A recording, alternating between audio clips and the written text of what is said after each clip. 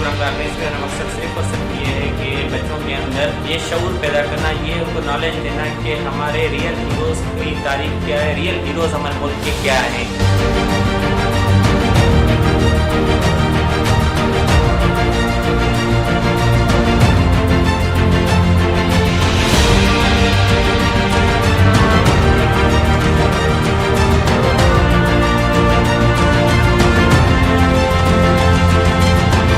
काफ़ी स्कूल के बच्चे हैं जिन्होंने मुख्तलिफ मौज़ूओं पे बात की, स्पीचेस की, टैबलोस पेश किए।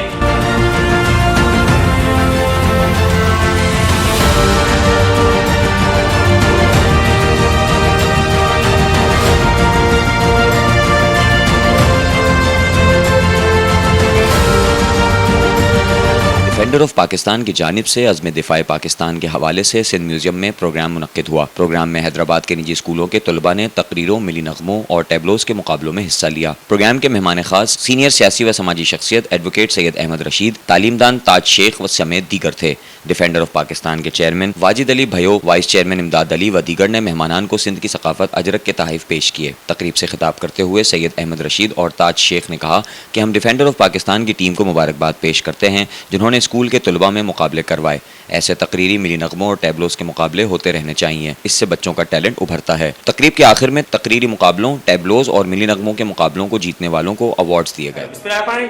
मैं डिफेंडर ऑफ पाकिस्तान का चेयरमैन वाजिद अली और अब्दुल्ला मॉल हैदराबाद का मैं ऑपरेशन असिस्टेंट मैनेजर हूँ। और आज का जो हमने यहाँ पे प्रोग्राम ऑर्गेनाइज किया था, ये बेसिकली इस प्रोग्राम का ऑर्गेनाइज करने का मकसद सिर्फ और सिर्फ ये है कि बच्चों के अंदर ये शऊर पैदा करना, ये उनको नॉलेज देना कि हमारे रियल हीरोज़ की तारीख क्या है, रियल हीरोज़ हमारे मुल्क के क्या हैं।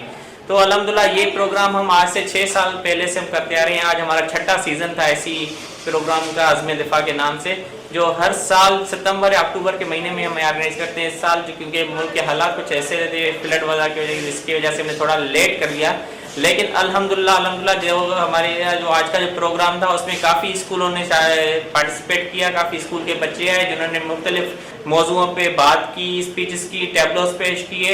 और हैदराबाद के अंदर इस तरह के प्रोग्राम बहुत ज़्यादा होने चाहिए। और ज़्यादा से ज़्यादा मैं शुक्रिया अदा करना चाहूँगा स्कूलों का जिन्होंने यहाँ पे अपने बच्चों को भेजा और परफॉर्म करवाया।